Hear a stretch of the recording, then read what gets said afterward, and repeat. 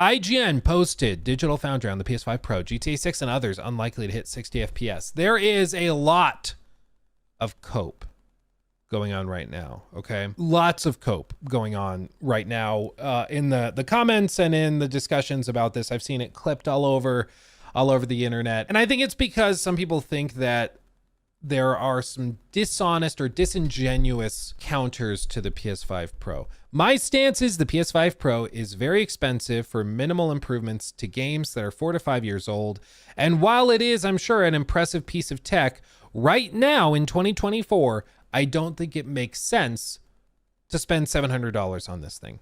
Or $800 if you want everything that frankly should be in the box. Maybe next year when GTA 6 comes out, if it's like super duper enhanced and looks really good on the PlayStation 6 or PlayStation 5 Pro, Freudian slip, I guess, then maybe you could justify it. But as of right now, I just don't see why you would buy it. I just don't. Unless you're like a YouTuber who can basically write it off and then make videos that will pay for itself, maybe then you could justify it. But I don't know how an average normal human being who is not finding creative ways to trick themselves into spending this money like a YouTuber. I don't know how else you're gonna do it. I just don't get it. I don't get it. Luke's gonna get it, isn't he? I don't think so. Unless they announce like next week or a couple weeks from now, like games that are dropping or a game that's dropping or like major enhancements to God of War Ragnarok or something. Maybe then I'll get it because I can make videos on it. But even now, if I wanted to get it for business, it comes out in November and there's just nothing to play on it. Like, I don't think a video unboxing it is going to be that interesting. Like, who cares? You know? So I still don't think I get it until probably next year at some point. And I do this for a living. And if I'm having trouble coming up with a reason to get it, like, what are we doing? You know, what are we doing? Anyway, let's see what they say. PS5 Pro was just revealed, and joining us today is Richard Ledbetter from Digital Foundry. It is an honor having you on the show today to discuss the technology and your reaction to this reveal. So what were your thoughts? Well, first of all, welcome. Thanks for having me. Wow, where do we begin? I think it's a tricky one, right? Because the price is crazy high. We've never seen a console that's quite this expensive before. And the presentation was kind of weird. It wasn't like any Mark Cerny presentation I've seen in the past before. This guy is a technology evangelist. He's got a vision for the future of gaming. And typically, he's given the opportunity to express that vision in his own words with no real limits on, you know, the topics he's going to cover. So the day before the transmission, you know, it said, oh, it's going to be 9 minutes long. It's like, well, you know, the road to PlayStation 5 was 52. I went back and looked at the PlayStation meeting 2016 where they talked about PS4 Pro. That was getting on for an hour as well. So, geez, an hour long versus this, which is, you know, 9 minutes long. I think it's just the clear takeaway is that they don't have games right now. Oh, you're waiting for me to say more? No, that literally is it. Like they just don't have games right now. They will.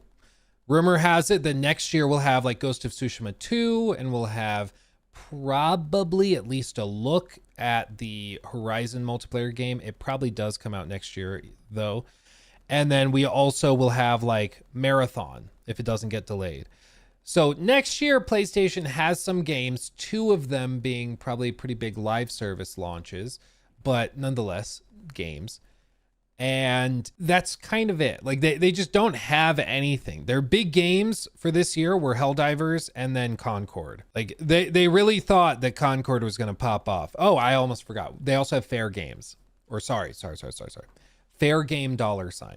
They have that. So maybe that ends up saving the day. But like, if you think sentiment around PlayStation right now is kind of like, just you wait. Because the odds are pretty high that like 4 of the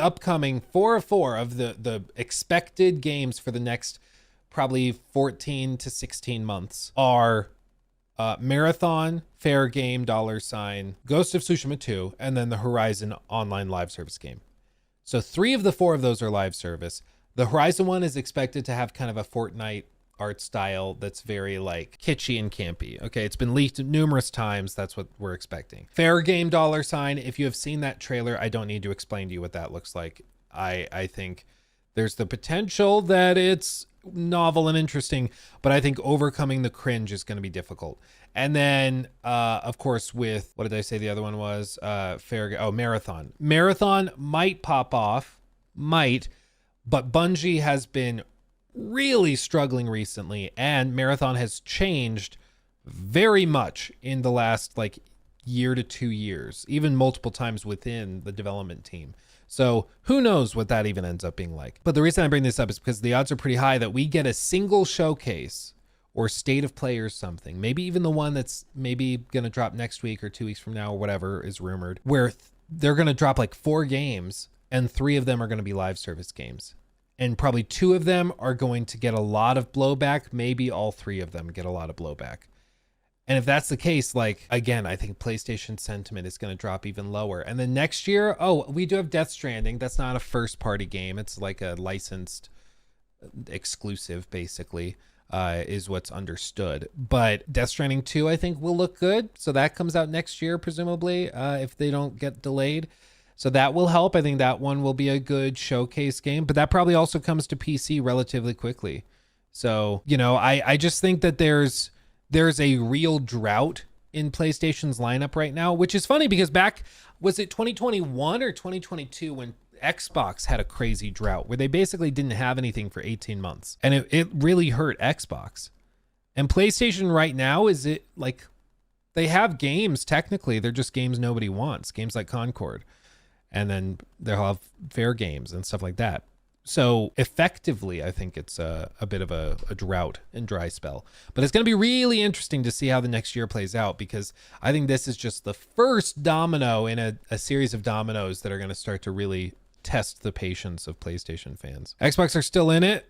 Well, allegedly they have a lineup that is scheduled to release very consistently over the next year and a half to 2 years.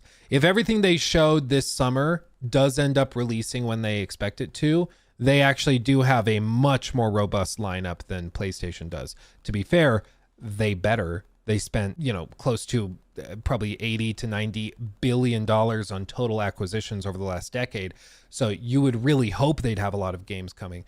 But if they actually end up releasing what they showed this summer, they will have way more, especially single player content coming than PlayStation will. Initially, my thoughts were, well, how much can he actually talk about in 9 minutes? And secondly, they've got a real problem here, because they've got to talk about an enhanced PlayStation experience, but at the same time, they can't say that the standard PlayStation experience is in any way deficient. So I thought that the way that they would do this would be to talk about the base PlayStation 5 first and then go on to the Pro, which is exactly what they did, which is fine, except that cut further into the 9 minutes. So I guess we got maybe 7 minutes of PS5 Pro, really high-level stuff here. And we actually know a lot more about the machine based on the leaks that started March 2024.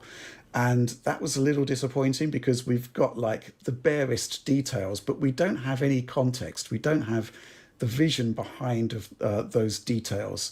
So that was slightly odd as well. And they'll probably talk about it, but basically those leaks he's referring to is that the standard, this was reported by The Verge back in April, the standard of what a PlayStation 5 enhanced game is not consistent. So if you're thinking, PS5 enhanced, if I see that sticker on the box, it means it runs at 60 frames, basically on fidelity mode. According to The Verge's reporting back in April, that enhanced tag just could mean that the resolution is cranked a little bit. So the example they gave is that if on PlayStation 5, you had a game rendering at 1080p, 30 frames a second, and then it was doing some upscaling to get up to 1440p, let's just say, for that's their main mode. PS5 enhanced could just mean that it goes from 1080p 30 frames a second to even 1280p 30 frames a second. And that would count as PS5 enhanced. So the point is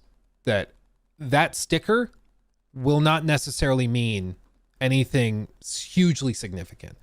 It could for some games, but it's up to the developer to optimize it and to refine it. If we go back to the PlayStation meeting for PS4 Pro, we I also had a like how similar he's looked the presentation that same was for like lacking on YouTube. Where 15 they years. were trying to talk about the benefits of 4K and HDR without having 4K and HDR. And now they're talking about sort of this enhanced experience. And then they're trying to shoehorn that into a pretty compromised YouTube stream. And that didn't quite work for me. Now, at that event, we had 3 hours afterwards to actually go hands-on with the machine. There was no hands-on this time around. There was a CNET opportunity, an exclusive opportunity that didn't really leave me any much the wiser. Yeah, and then they also had their video talking about all the enhancements and stuff. I just realized I was covering up his face that whole time. They also had the video for CNET that was encoded at 1080p 30, which even on YouTube, that has not been the standard since what? Like, I mean, really probably 2015, 2016, like right around 2016 is when the PS5 Pro came out. And that's when they started pushing 4K checkerboarded. So the expectation was any video game coverage, if it's premium coverage, whether you're a YouTuber or an industrial group like this, that it was going to be 4K. 1440p at the very, very least. And then CNET comes out with their video talking about the 4K uber improvements to the visuals at 1080p 30.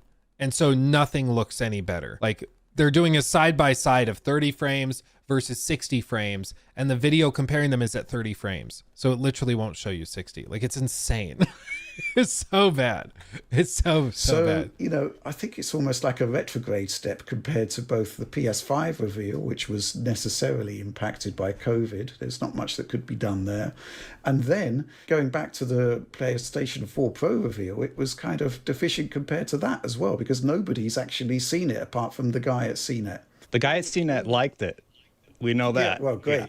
Yeah. That's awesome. I'd like to see that myself. Why did they choose to give it to CNET too? I haven't heard any clear explanation of that, because I remember CNET like back in the day. I cannot remember any other time where CNET was considered like top of the heap. Like, I don't know why you'd go to them for your big console reveal.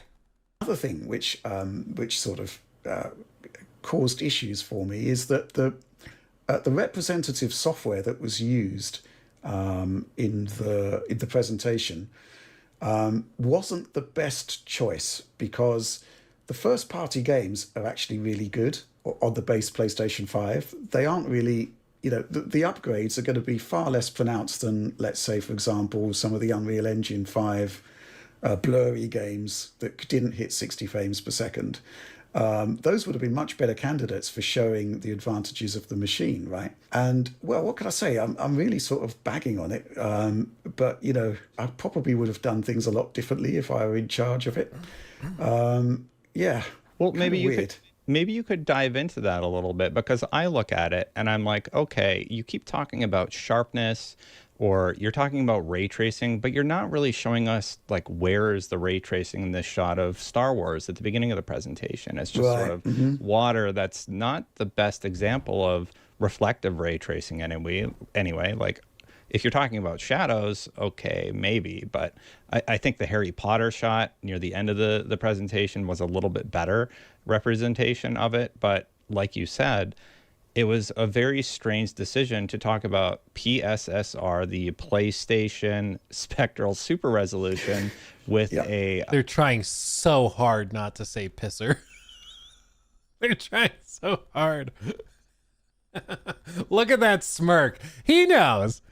I know they brought it up before, because it's like, it's just too obvious. It's PSSR. You say it fast enough, PSSR. It's pisser, dude. Like, how in Jeff Keighley's Green Earth that got through the marketing teams, I don't know. I really don't know. Yeah, somebody should screen cap this and we can use it for an emote or something. We could do that. I think we have probably a slot. If we have a mod in here, you should screen cap this. Because that's priceless right there. Visual demonstration of what it will do without somebody like Mark Cerny diving into how it actually works, what it's actually doing in the background in a more meaningful way.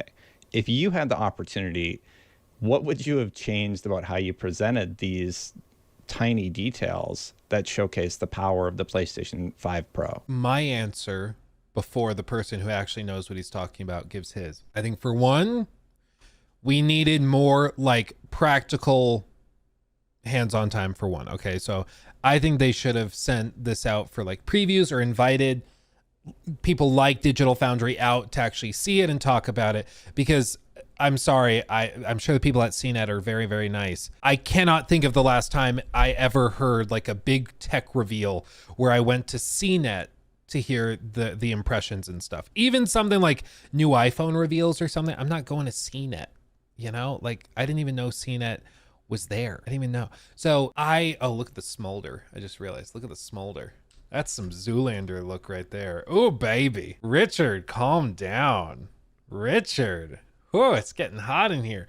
I think they for one needed hands-on time of people that actually knew what they were talking about. Two, I think the fact that it was so short, the reveal was so short, made it feel as though they were like rushing through before you could notice that maybe there wasn't actually a lot there, which I think is perhaps part of the problem.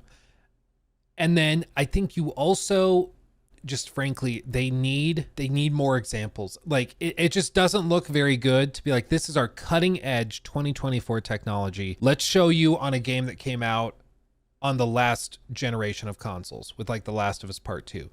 Last of Us Part 2 is an amazing game in terms of graphical technology. It's beautiful even to this day, but it's just like it came out on the PS4, you know? Like you're basically showing a remastered or enhanced version of a game that ran on 2013 hardware. It just isn't that great of a look.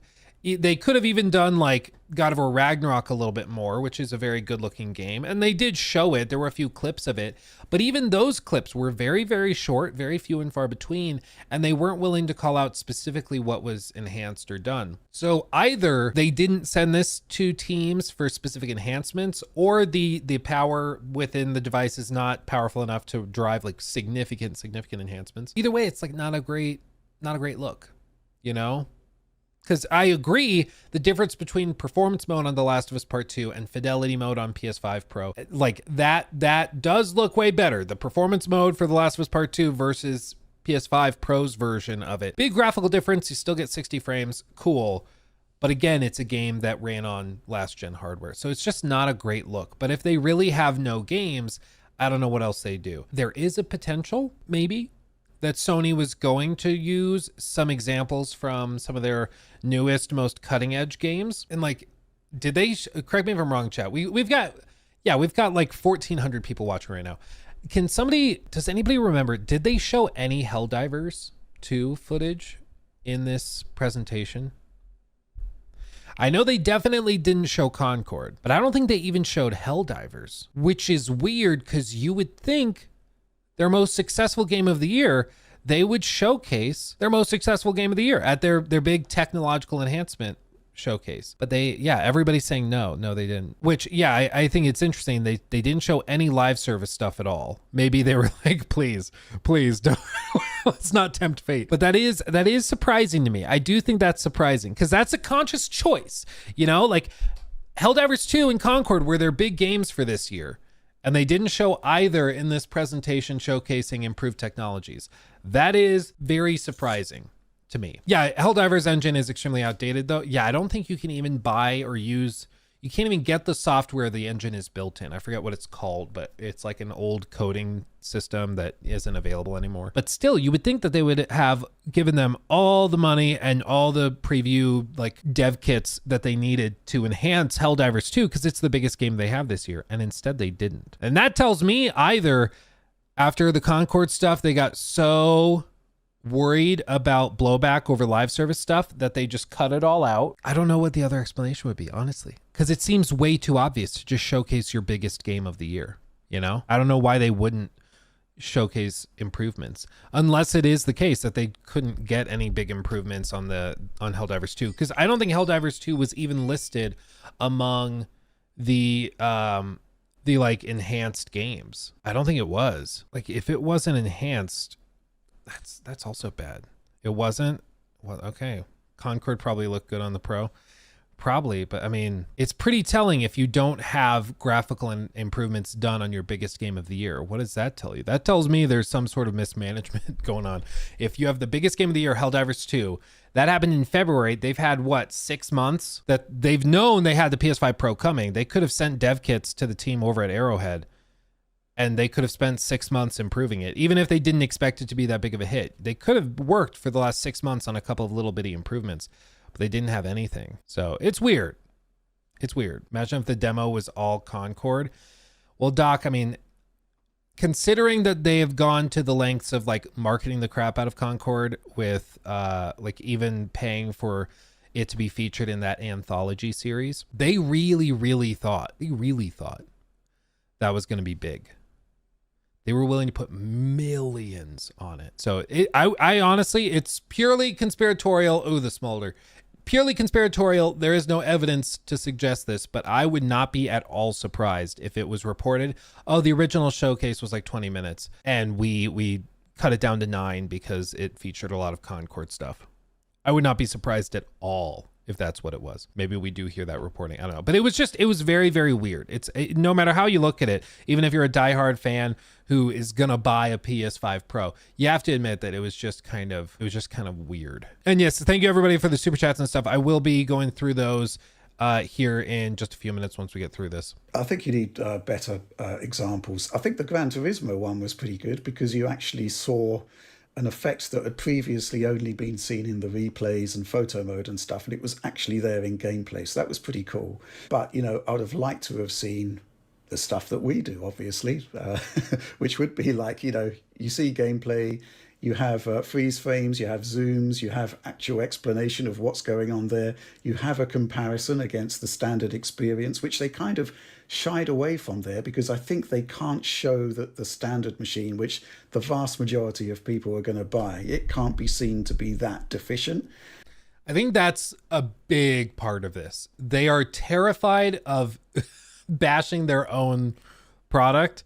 It's like when Apple announces the newest iPhone, but they're still going to sell the old iPhone or the lower spec iPhone. So like they sell the Pro Max telling you, oh, the 120 hertz refresh rate, whatever they call it, true motion or whatever. They're like, that high refresh rate is amazing. But they can't say that 60 is bad because that's what all the non-Pro phones run with.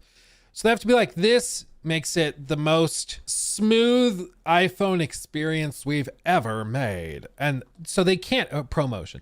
Yeah, they can't even describe this clearly inferior feature set as inferior because then they're basically bad-mouthing their own product. And I think it's the same problem that Sony got themselves into here. Whereas the PS5 Pro, or PS4 Pro rather, it was literally adding a whole feature that the base console didn't have. They're like, the base PS4 is really good, but it can't do 4K. Can't do 4K checkerboard, it can't do 4K, period. This new thing can. And that was enough to sell it to a lot of people. Whereas this, it's like, it can do some stuff a little bit better. Money, please. You know, that's about the extent of it. So yeah, that's kind of the way I'd have done things. Hogwarts was a bit weird. I mean, that's Unreal Engine 4 ray tracing. This is like the first iteration of Epic's RT implementations there. So it's not great compared to UE5. I would have gone for a UE5 game if they could have found one. Assuming there is one, I'm sure there are. So yeah, I guess, you know, when they Immortals of Avium could have done. No, too soon. Okay. Sort of started off with The Last of Us Part 2. You know, obviously that's a PS4 game. That's not the game I would have chosen to debut PlayStation 5 Pro. And secondly, the performance mode in The Last of Us Part 2, it's 1440p, but it doesn't look that bad. But for real. But even this, like, they can't afford to pick a game that has a really bad performance mode. Like if they had Jedi Survivor, for example, where Jedi Survivor does not have a very good performance mode at all. It looks real bad. It looks like somebody took a Krispy Kreme donut and just rubbed it all over your computer screen. It's really rough. But if they had taken that and then shown the side-by-side, granted, if it was actually enhanced, then that could be a big step up. But I think more than anything, like this just has reminded me how frustrating it is for Sony to have not revealed anything at this point. If they had a trailer out for one of their big games. And so they could show that trailer running on the PS5 Pro. I think that would be exciting enough to justify this purchase. Like what they did with The Last of Us Part 2, I believe they revealed The Last of Us Part 2 in 2016. I think December of 2016. I'll walk Through the valley of the shadow of death, and I kill people for fun. That was a solid, 3.5 years before it dropped? 3.5 years before? This is like the actual like reveal trailer. Before that, they did the little, oh no, this is the same one. Okay. For some reason, my brain for a second thought that this section was earlier.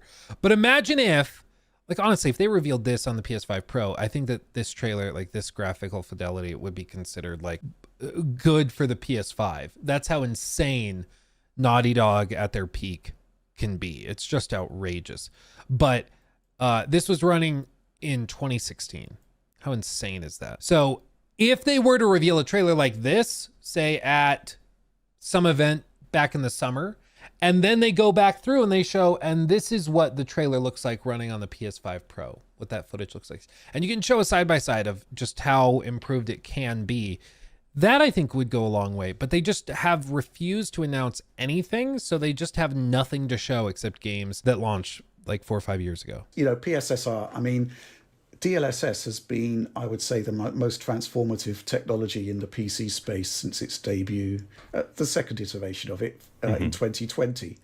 And, you know, to say to higher end enthusiast console users, we've made our own version of this, check it out, it's really good. Look at this comparison. Look at this zoom that we've done up against the standard model. This is like a game-changing improvement. Everything that DLSS has done in the PC space, I think, could have been deployed on the PSSR demos there, but we didn't really see it. I'd like to have seen just some screenshots. Dump some PNGs out there, get them out there, get people looking at it to actually, you know, do their own comparisons. Yeah, I'm just sort of a bit baffled by all of it, to be honest. Yeah, even just side by side showing the improved ray tracing, showing, oh, with dense grass in Elden Ring, look at this. Just pull up a bunch of games and show if PSSR really can take the PSSR out of any other potential upscaler like FSR. And the fact that they don't show it leaves people to believe that maybe it's not actually that much better. Yeah, what can I say? It's kind of weird. Yeah, and it was also odd to make the decision to take the shots and then put it in a even smaller box where if you're watching on your phone or you're watching on a device, that it's even harder to tell what they're trying to showcase side by side. Absolutely, yeah. I mean, we've got our analytics on YouTube that tell us the devices that people are actually watching the content on. And, you know, basically, the last time I looked, which I think was about a year ago, it was over 50% of people are watching on their phone. And that's... I think it depends on the type of content. For like some of my videos, it's like 80% mobile. A vast majority of people on a lot of content are watching stuff on their phones.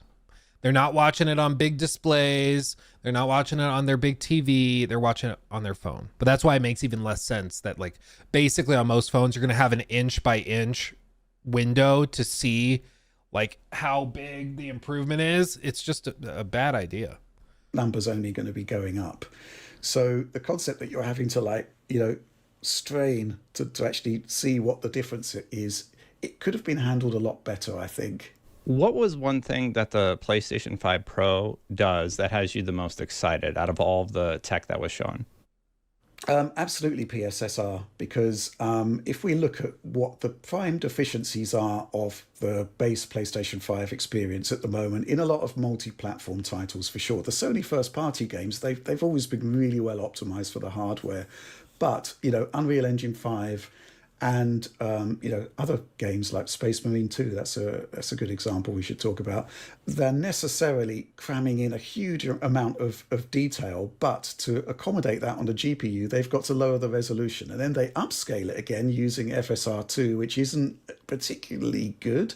PSSR is potentially transformative because I reckon even, you know, let's say it's as good as XeSS from Intel or DLSS from NVIDIA. We don't know for sure. Which DLSS, though? I mean, it's not going to be as good as 3.0 or 3.5. I'll bet you money on that. So then you're like, okay, well then how good actually is it? Because I just haven't seen anything close to DLSS. DLSS quality is insane. We haven't seen it properly.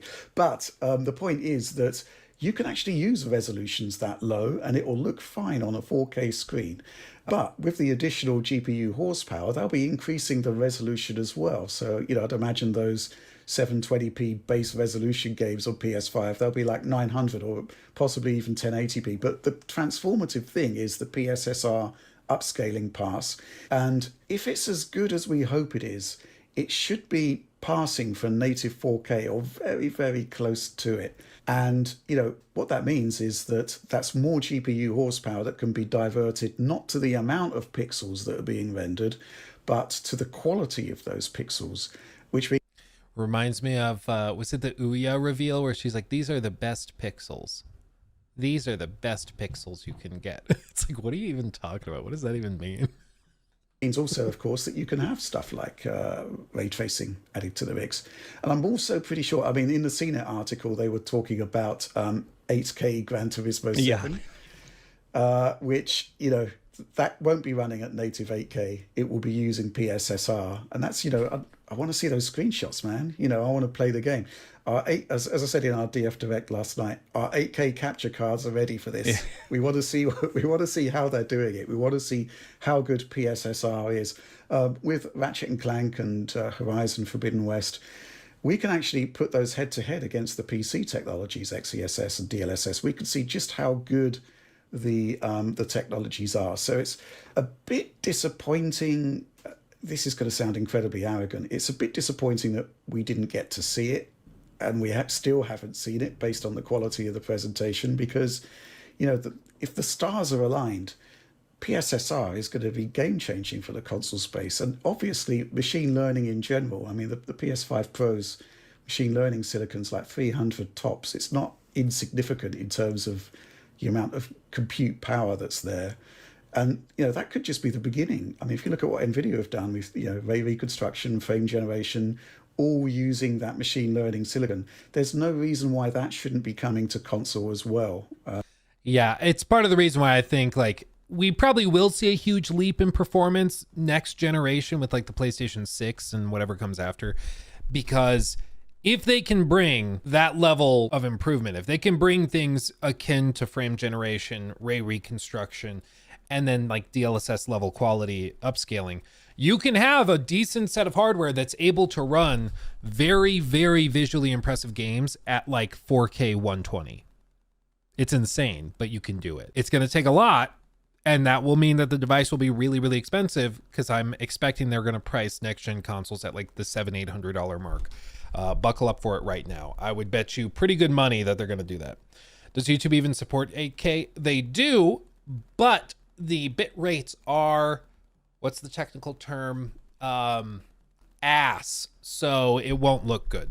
It won't look good. That's why, honestly, if you get to the point where you want to see really high quality 4K or 8K footage, you have to go to a service that will let you download the raw footage. Otherwise, YouTube just compresses the crap out of it. Hopefully they start doing more enhanced higher bitrate options where you can do that and choose that. I know they've experimented with it where if you're a YouTube Premium subscriber, you can unlock the higher bitrate version. I don't know if they're going to follow through with that. I hope they do, because that'll help a lot, but time will tell. And, PSSR is just the beginning, hopefully. Yeah, I agree that technology is something I would have liked to learn more about. But besides the one recreated demonstration of what it's going to do, he didn't really dive into it. And it's one of the coolest pieces of technology that PlayStation is currently touting for their platform. It's ray tracing is nice, and what was the other feature that they talk about? Things like Game Boost are interesting, but how does all of that work behind the scenes, right? Yeah, Game Boost is really interesting. We could be looking, let's cross our fingers here, we could actually be looking at a locked 60 frames per second in Elden Ring. Oh, yeah. which would be a console first, even without any upgrades. I think that would just be a world first, because Elden Ring doesn't really run at a locked 60 on PC either. It's pretty rough, even still. But there's other stuff which I'm finding quite interesting is that when PS4 games were kind of upgraded to run on PS5, the developers had to move those existing games onto the new SDKs in order to tap into the new PS5 features. What's happening with PS5 Pro is that they've recognized that that was a weakness, and PSSR is going to be able to be integrated into games that were created on prior SDKs. And that's pretty awesome, because that means that there's a fast and simple path for developers to be able to access what I think is going to be the killer feature of PS5 Pro on the library of games that are already out there. It's potentially quite exciting. Yeah, that seems like an easy win for them. This is something that Xbox has offered with some of their older games just for purchasing the Xbox Series X, and PlayStation has now implemented some cool technology that they're referring to as Game Boost, which unfortunately wasn't really displayed in the presentation. So another that's an interesting point. Decision. How do you demonstrate Game Boost without showing that the experience is deficient on your standard console that's going to be selling millions of units, right? That's the big quandary. I mean, if you go back to PS4 Pro, it was really easy. It was like 4K screens are coming, and here's the machine that we're making for that. Oh, and by the way, it's actually going to improve performance if you still got a 1080p screen. There's no display upgrades to hang this piece of hardware on. And it's like, well, isn't PlayStation 5 already a 4K machine? And it's like, well, yes. I think the problem is that they overpromised with the PS5 Pro or PS5 and Series X. And they were like, yeah, we can basically do 4K 60. People are like, oh, really? So like most games are going to be at 4K 60, if not all of them? Yeah, probably. So just be clear. The majority of our games are going to be at 4K 60. So like we'll buy a game in a year or two and they're going to run at 4K 60. Just to be perfectly clear, Mr. Phil Spencer and whoever it was at PlayStation, Jim Ryan. Yes. Yeah. And they overpromised. And now they've failed to deliver, and they can't even really, it seems like a lot of the time, they can't even really get games running better than they did at the end of last generation. Like they're struggling to even hit, upscaled 4K at 30 sometimes. Instead, they're like, oh, we'll do performance mode where it renders at 1440p. And even then we're struggling to maintain like 40 frames, it's just, I think they really overpromised, and now they're kind of struggling to explain how this makes sense when it should have frankly been this way all along. And no, but this one definitely. So yeah, it's a crazy marketing challenge there for sure. Were there any differences? Yeah, I do see what you're saying. It does do 8K videos, says Harrison in YouTube chat. It does. So when they put that 8K logo on the box, what they're basically just saying is it is capable of outputting 8K video. That is technically true. Doesn't mean you should expect 8K video games. No. And I, like, as somebody that kind of understands how insane it would be to get an 8K video game, I know that it's unreasonable to expect a console at the time of launch, like a $400, $500 console 4 years ago, to run 8K games. Like, that clearly is insane and always was, which is why a lot of us like teased it and mocked it. But I think a lot of people didn't realize how unreasonable that was. Like, do you guys remember the Linus Tech Tips video where like he actually did that? And he's done it a few times. This was like 5 years ago. So this is like comparable to what they would have been doing at around the time of launch. And you see like the insane setup he's had to do to get it working. Something like an RTX 2080. I mean, they're not quite there, but they're certainly closer to that than they are to a 1080 Ti. Then we ran into another problem. Remember how I had 3 of these DisplayPort to HDMI adapters? Well, these cards only have DisplayPort outputs, so I had to use DisplayPort to DVI, DVI to HDMI, and then that to the TV. So while we are actually running an NVIDIA Mosaic configuration here, and we can see that if we pull up the NVIDIA control panel, and theoretically, when we go to manage GPU utilization here, we're running an SLI. But the SLI menu item went away once we configured Mosaic, and it doesn't appear that our second GPU is actually doing anything. For now, this is what we're stuck with, though. And like, insanely difficult to get this working at all. And even then, it requires a kind of Frankenstein operation, and the games do not run well, like at all. This close to it, honestly, is very comfortable in terms of the detail of the game. Like even at the max zoom level. Let's go ahead and find one of our woodcutters again here. This guy walking his cow. That is unfreaking believable. I don't even have anti-aliasing on. Yeah, with 8K resolutions, you'd be able to get up to like 3 to 4 inches and not see any pixelization. So like imagine walking up to your 75-inch TV 3 inches away from your face, just right there, and you still can't see any pixelization, no issues at all. That's crazy. But that's also part of why 8K doesn't make any sense for video games, especially because nobody's sitting that close to the TV. You're this close to appreciate that level of detail. But then if you're like, okay, time to like look at my health bar. Hold on. Okay, there's my health, and then the mini bar. Okay, I gotta look at my inventory. Okay, what about my ability wheel? Okay, like it doesn't make any sense at all. It's stupid. So 4K for now, until people can start getting like ridiculous like 150-inch screens in their house. Maybe then you could benefit from it, but for any normal human being, 8K is just nonsense, frankly. So I agree it technically can do 8K, but anybody who thinks about this for like 5 minutes would realize that the idea of an 8K video game from a console is like ridiculous. It's laughable. I do think they knew what they were doing when they put 8K on the box. Like they knew that they were going to make people think that they were capable of getting this, but still. That actually did jump out to you when they were doing the side-by-sides? Because for me, it was the artifacting in the Last of Us presentation and the compression, which was really unfortunate. I was curious, were there any positive benefits that you could actually glean from what they did decide to show us? I think it was definitely the ray tracing in Gran Turismo 7 because, you know, RT reflections on all the cars, that's pretty awesome. And it's something that's definitely not there on the standard PlayStation 5. So that was the one thing that definitely stood out. You could see that things were improved and better on Hogwarts Legacy. But that was 30 frames per second, which, you know, it isn't really tying into the kind of vision that they were presenting for the machine. Yeah, which again, like the standards being lower for some enhanced games, presumably Hogwarts Legacy will have the stamp of PS5 Pro Enhanced on it, which is what they said it would have. But all the footage they showed of it is still running at 30, just with some improved ray tracing. So again, like you just don't really know what you're getting when it says PS5 Pro Enhanced. It might mean 60 frames, it might not. I thought that, you know, going into this presentation, it was like, how are they going to introduce this machine?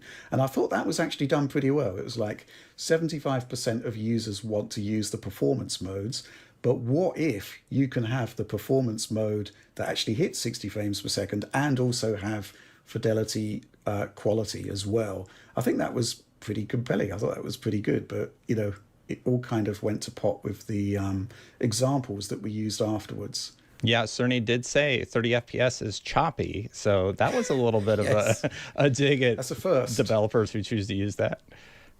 Yeah. Going into it, could you explain, like, what does 67% more compute units on the GPU, 28% faster memory, resulting in 50 to 45 to 50% faster rendering for, like, what does all that mean? Can you like break that down? Like what benefit will the user actually be seeing from these statistics that they put in the presentation? That kind of ties into, if you're talking like for like, without any game patches, in theory, we don't know this because we haven't tested it and they haven't actually provided detail. The boost mode there should, in theory, provide 45% of raw compute power to those existing games. So games that are running with dynamic resolution scaling, they should look clearer. They should maybe even hit the upper bounds of the DRS range. They should look clearer. Games that have a GPU-related bottleneck that stops them hitting their target frame rate, they should hit 60 frames per second, assuming that is the target frame rate. That's kind of out of the box improvements. Now, If you're talking about the new games, obviously, again, it means that you can increase resolution, but the actual multiplier, as it were, from image quality is going to come from PSSR. And if you actually look at PS4 Pro compared to PS4, they actually doubled GPU compute there. It was like, forget 45%, it was like doubling, it was like 100% more. They can't do that this time around because of the cost of making a chip that large. So what they have done is introduced machine learning, which is the way forward. I think it's more about efficiency than brute force. Efficiency plus some extra brute force, if you like. But yeah, that's kind of the way it's going to work. Boost mode should be pretty good, I think, if assuming we get the full power of the machine, and then developers will be able to use that extra brute force to maybe use more ray tracing effects, or to increase resolutions, and then increase them again, so to speak, with PSSR. It all sort of comes together there. Yeah, I do hope they allow more people to have hands-on. There's not a lot of people in this space who do analysis like you do, and I would like to see, like, even if it's not Digital Foundry, just somebody that understands how to showcase 120 frames per second, which was a feature that they were touting, or here's what PSSR is actually doing, because I don't feel like their own presentation fulfilled that need, or the CNET piece, unfortunately. Right. Sorry, I mean, the point I was going to make is that PSSR is such a big deal because, well, let's put it this way. NVIDIA are now saying that on some games, they're seeing DLSS being used by something like the high 80s to 90% of users are using DLSS. This is like a transformative technology that's been widely adopted that everyone wants because, it's like minimal image quality degradation in exchange for a massive increase in performance. Yeah, there's very little downside. Whereas, like, I have found for games that have FSR, like if you remember, I think it was Starfield launched with just FSR. It didn't have DLSS for some reason at launch, even though there wasn't like an exclusivity deal or anything. They just didn't put it in for like a week or two after. But for Starfield, like FSR did improve frame rates, but it was so artifacty and it caused so much like ghosting and blurring, and it made text unreadable, and it was just frustrating in comparison. And so people turn it on. And with DLSS, there's very little downside. It's like, oh, if I put it on ultra performance or performance, I can see like maybe some lack of clarity in reads or graphs and stuff like that. But in general, it looks very, very good. And I just get like an extra 40, 50 frames a second. Whereas FSR, there's a lot more downsides. I do think it's interesting. Let's see, Scarecrowns. I do think, or wait, hold on. Yeah, Scarecrowns. Thank you for that. Over on Twitch, LMAO, people often must use DLSS because the game just runs trash without it. Yeah, well, it's kind of like the chicken and the egg thing, right? Where it's like, wait, does the game run trash without DLSS? Or is DLSS just so good that it's raised my standards? Like if we rewind the clocks 5 years and I was playing a game on PC, with like a mid-range PC, I might be able to expect to hit like 1440p 60 on like medium to maybe high settings on most games, and I would be happy there. With DLSS, all of a sudden I can hit 100 frames or 110 frames or 120 frames with those same settings. So is it that it runs trash without it, or is it just so good that it raises my expectations? So now what was normal or is normal now feels really, really bad in comparison. I do think there certainly are examples of games that run trash and are built to use upscaling to hit the basic target. It's not like, okay, it's playable without DLSS and now it runs even better with. There are examples. I would say Jedi Survivor is a great example again of a game that needed a lot more optimization, ran like trash, and then they just decided to throw an upscaler on it and be like, oh, see, we get better frame rates, so we'll just call it good. We can release now. When they needed like another 6 months to a year of polish because it ran so poorly, especially in the big levels. And so I think it's different for each game. Some games run well enough or at a good level, and then DLSS makes them amazing, and then others run like garbage and DLSS makes them playable. I don't think every game is the same, unfortunately, but I do think you're right that some games that's definitely present. This is awesome. It's never been seen before on console, working successfully. We've got a poor substitute at the moment in the form of FSR2. Mm-hmm. So to bring that to consoles for the first time is pretty awesome. Also, you remember, like, going back to the PS3 era, they always used to do those incredible tech demos. You remember all of the ducks? The ducks? Yes, everyone remembers the ducks, right? Yeah. I'm sure that they've got more technology in the offing, similar to the way NVIDIA has moved on to frame generation and ray reconstruction. Let's see some of those demos, make us excited about this thing, not just showing us The Last of Us again. Yeah. Yeah, right.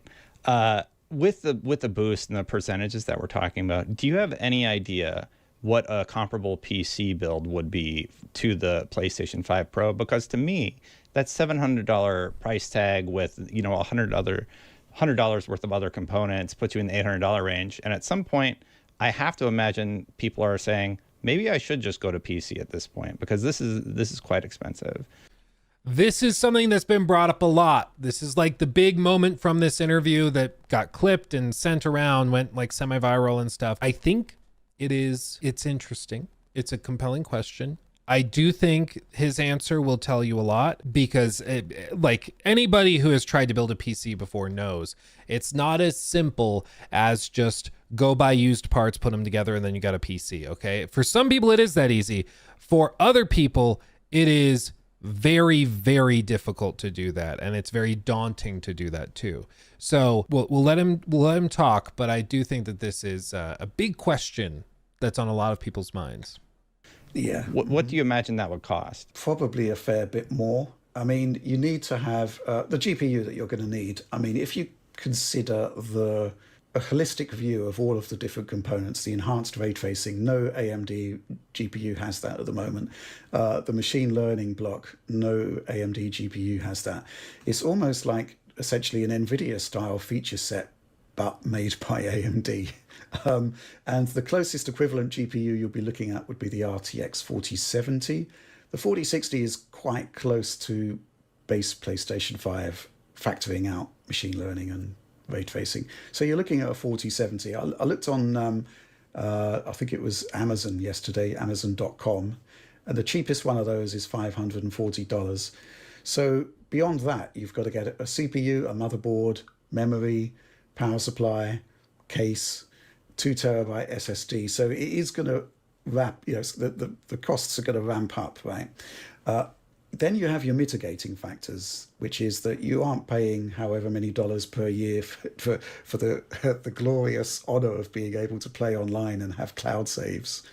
So you've got to kind of, maybe sort of amortize costs over the year to get a proper idea of what the actual comparison is. Not to mention that games, like if you look at a year of spending on a variety of games on PC, if you're a PC player, versus a year of spending money on those same games but on console, the average spending on PC is going to be significantly lower than on console. And it's because console is a closed system. You can technically go and buy used through like GameStop or something, but even then, like, I don't know if you guys have looked at GameStop recently, but a lot of their used stuff will end up being more expensive than the used stuff, or than the new stuff rather. And it's funny how it works, but a lot of the time, like, it'll end up being that way, which is just really stupid, but that's just how it works. Sometimes it'll flip, of course, the other way, but the used market is certainly less potent than it was before. And a lot of people just end up buying digitally, especially on a console that is digital only out of the box. So I agree, like, you got to factor that in. That effectively discounts the cost of the PC, but the point is it still is like $1,300 to buy new components to reach something comparable to the PlayStation 5 Pro. And that doesn't even include peripherals like a keyboard, a mouse. If you don't have a computer right now and you're just a console player that plays on your couch, plugged into your TV, you got to get the monitor, you got to get the peripherals, you got to maybe even get a desk if you don't have a desk. I know that for some people it's like, you don't have a desk? When I was a college student, dude, I didn't have a desk. If I needed to go do homework, I went to like the library or I went to one of the study spaces on campus and I studied there. My bedroom was like a mattress on the floor and then like an old dresser. And like that was it, you know? So there's a lot of other things to factor in. And the point is the initial investment is higher. Long-term spending will be lower. You're not paying for online. You're not paying as much for individual games. But I do think it's important to acknowledge that, because to say for $700, I could build you a PC that performs just as well, I think that's a little disingenuous. Maybe if you're going and buying used components and stuff, you could get there to roughly the same part. But even then, you don't factor in components like peripherals, monitors, stuff like that. And then also the fact that most people who are console gamers and therefore have never had to build a PC and are perhaps not even comfortable going and buying used components. I've built a lot of PCs and I'm not comfortable buying used components 95% of the time, unless I know the person that's selling it, because I've been burned before. I've bought graphics cards before that have crapped out on me. So like I'm good. So is it possible to build a PC that performs about as well as a PS5 Pro at the same cost, initial cost? Yeah, I think it is possible, especially with used components. But, and I would encourage people to check that out, because I do think you'll be happier in the long term if you do that. And with how all of these games are coming to all of these platforms at the same, you know, after 6 months to a year, you're going to end up playing all the same games anyways. But I think it's just important to note that it's not, I don't think it's very fair to pretend as though it's just like, we'll just go out and buy a PC at the same price and you'll have the same power at the end of the day. That's not true. Like, that's not true. I do think maybe, though, we might be slightly missing the point, because if you consider what the PS5 Pro is, it's a machine that's designed, I don't think it's for new owners, right? It's for people that have got a PlayStation 5, but they've got the disposable income to have a better PlayStation 5. And I think that these guys are going to have an existing library of PS4 and PS5 titles. And to make the jump out of the PlayStation ecosystem and into the PC ecosystem, then you've got to leave those titles behind. Your entire library that you might have amassed over like 10 years, you've got to leave that behind. You've got to start from scratch, which I think is probably going to be a step too far. So yeah, that's a good point too. It's a good point. It's daunting to move into a new space, and especially if somebody's going to leave PlayStation behind and go into PC, and they're like a long-term PlayStation fan. I mean, that's a big leap, especially because a lot of PlayStation fans love the community of like platinuming games and stuff. I'm not really somebody that does that a lot, but I know there's a lot of people like that. That's kind of...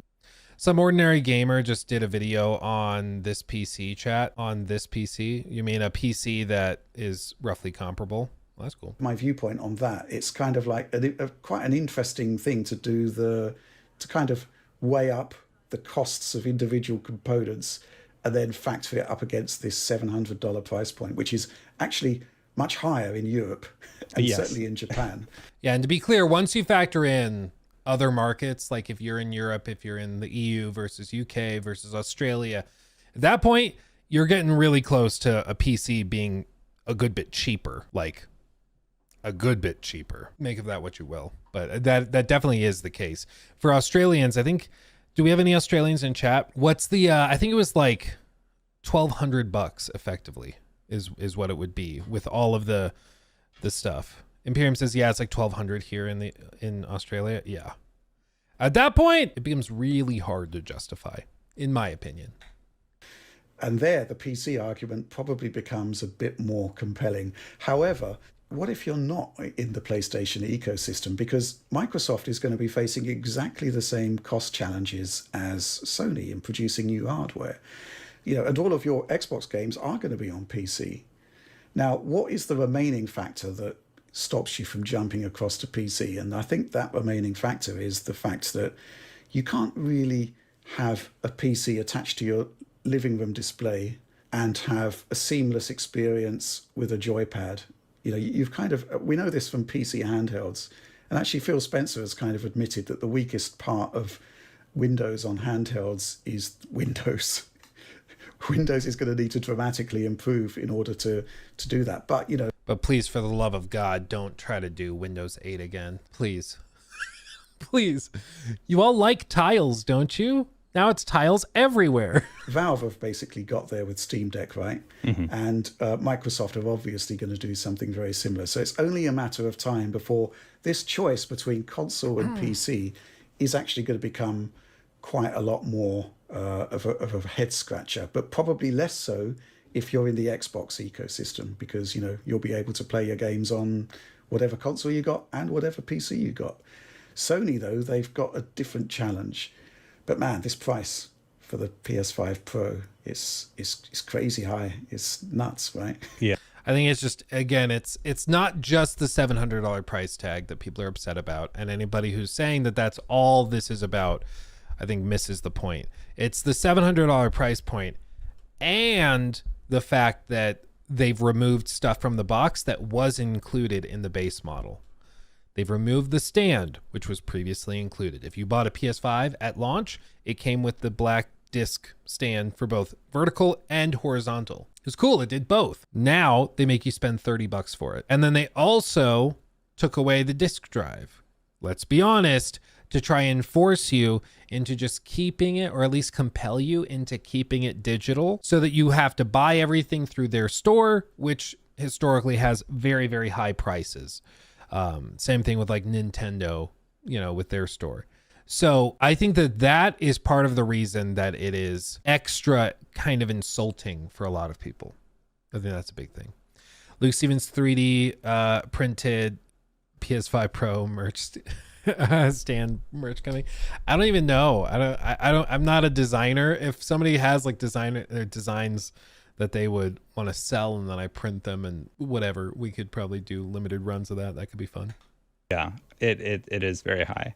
I've had sort of a theory about where Microsoft could go with the console if they're able to solve the challenge of the console user wanting to get in on PC games by allowing storefronts like Epic Games Store on the next console, whatever that may be, while also addressing the interface issues where, you know, people don't want to install new drivers and deal with all of that stuff on console. They just want to sit on the couch and turn it on. If they can solve that and the new console is more open for the enthusiasts like, you know, myself or yourself, who want to get their whole Steam library or add all of the storefronts onto one box, I think that would give Sony a run for their money. But oh, that's an interesting question. Okay, so maybe we do a poll with this. Would you be more likely to buy an Xbox if it allowed like Steam,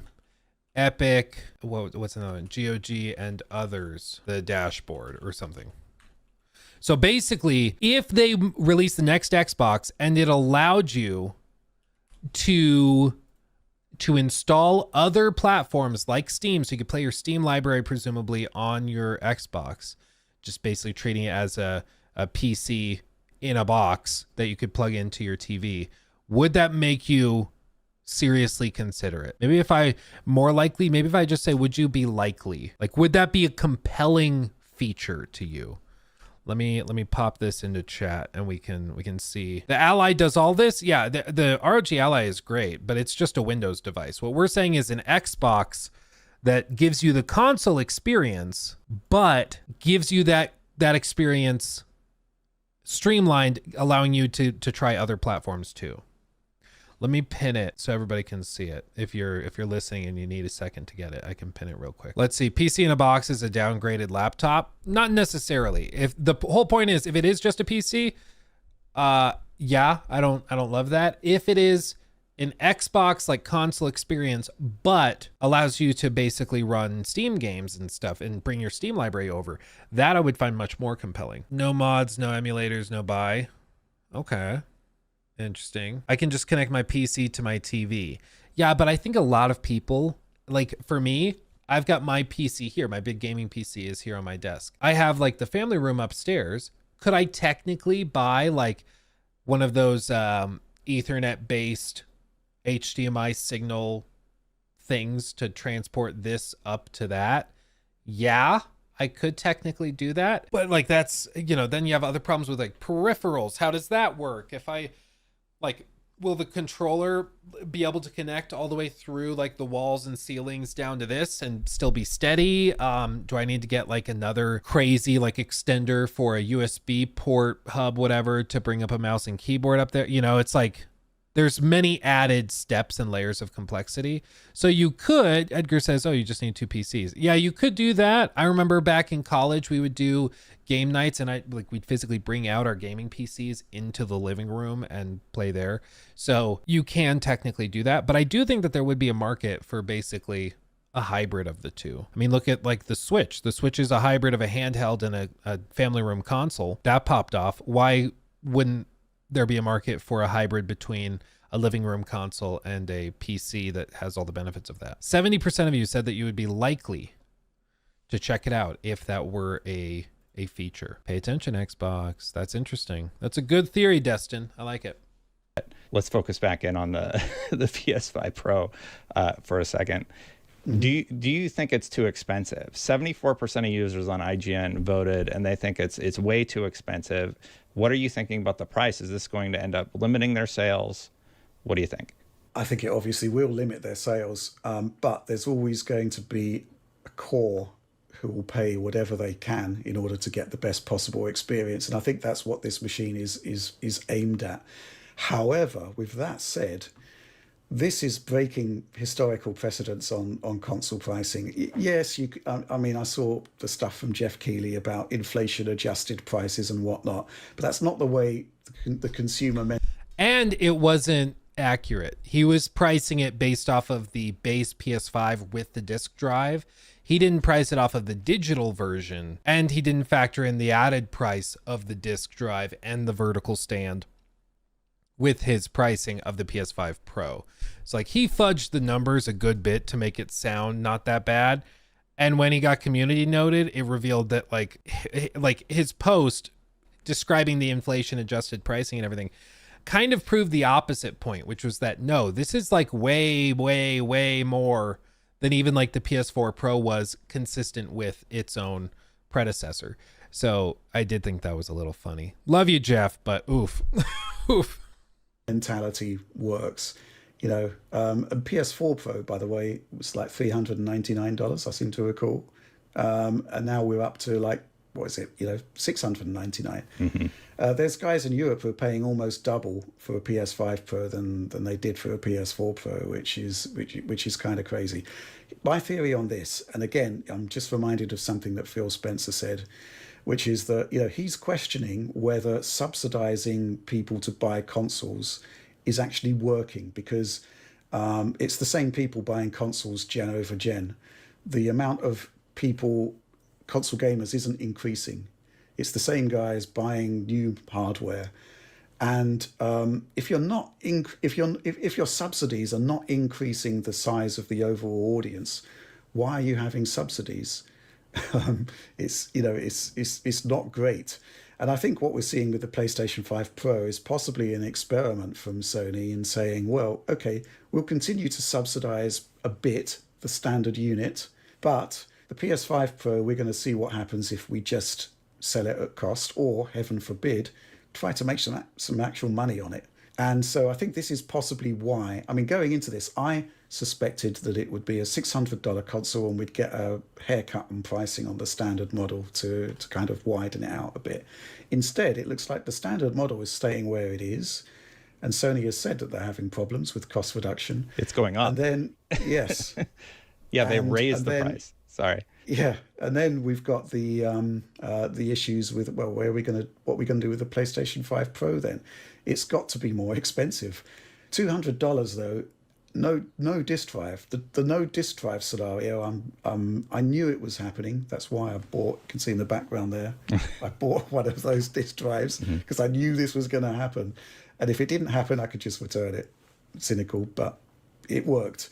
Anyway, the point is, if you've got... It's cynical, but here's the weird thing. I told you so. If you're marketing a Pro console and it has less features than the standard console that's, $200 cheaper, that's shocking. And let's consider the people that are going to be buying PS5 Pro. It's going to be people that are deeply invested in the PlayStation ecosystem. You know, they bought the PlayStation 4. They probably bought the 4 Pro. They've got a lot of disc games, right? Surely, you know, the transition to digital has gained momentum over the years. But the concept that, you know, people who've got physical media can't actually run them on their PS5 Pro unless they spend, was it $80 or $100 in the US? It's £100 in the UK and €100. It's £100 and 100. Yeah, it's $80 here in the US. So it's even more disproportionately expensive in Europe and the UK. In Europe. For those of you in Australia, how much is the disc drive in Australia? And how much is the stand? Are they roughly 80 and 30? I want to know. Let me know. Also, everybody, thank you so much for the super chats. I'm going to catch up on those here in just a minute. I just want to hear him talk about the about GTA 6. It's nuts. Yeah. It's, you know, that's not great. So it's kind of like a value hit there upon a value hit again where we were expecting $600. So yes, I mean, that's sort of kind of shocking. I think that's what people are taking umbrage at, and I think quite rightfully so. Thing is, though, consumer electronics are just getting more expensive to make, but we're you know, obviously we're facing the question of, well, when next gen comes along, is that console going to be $700? Oh. Surely not. I didn't even think about that. Yeah, Like, was it going to be $800, $900 for whatever the most powerful console ends up being down the line? It's sort of a scary thought. Yeah, I mean, it's gonna be a lot. They're just getting people used to it, and then they're gonna raise the price again. He never mentions GTA 6. Okay, no, he does right here. Colleague Alex said to me this morning, well, you know, what about GTA 6? Is this going to run at 60 frames per second? That's a simulation heavy game historically, and I would say probably not there, which is probably going to upset a lot of people. But, you know, every single GTA game has been 30 FPS, sometimes struggling to hit 30 FPS. If they're pushing simulation just as hard in GTA 6, I'm not seeing anything in the PlayStation 5 Pro that's going to get you to 60 FPS if the base machine can't do it. If it can, happy days. You know, but if it can't, unhappy days. This is like the big and perhaps like most baffling thing about the PS5 Pro is that there's not even like a clock speed improvement. With the PS4 Pro, they had like a boost kind of thing going on where you could specifically increase the clock speed in intense moments with the PS5 or PS4 Pro's CPU to get, I forget what the exact percentage was, but it was like probably something like 30-40% improved CPU performance.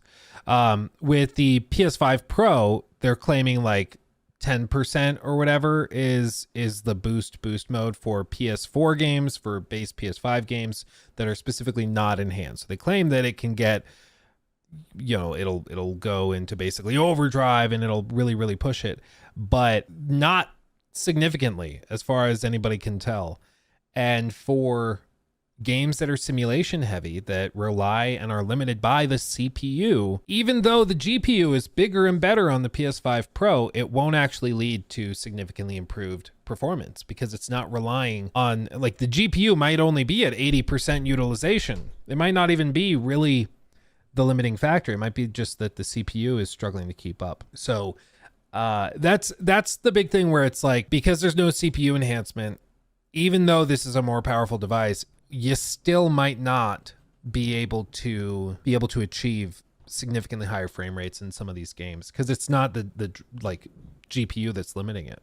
So it's going to be interesting. Let's see. Imperium says PS5 Pro is $1,200 Australian.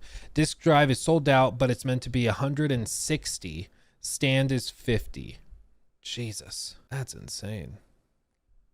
That's crazy. Bobby says the GPU for the PS5 Pro won't be that much higher than the Xbox Series X, and the Series X has a better CPU. The difference is on Xbox's platform, if you want to release on the Series X, you also have to release on the Series S, and the Series S has half of the memory. So games are still limited by the memory for the lowest common denominator because it has to be able to run on that. So, like, even if like the Series X has this one thing that it's allegedly more powerful in, there's still just a lot of bottlenecks all the way along the road for cross-platform games, you know. He took my thing.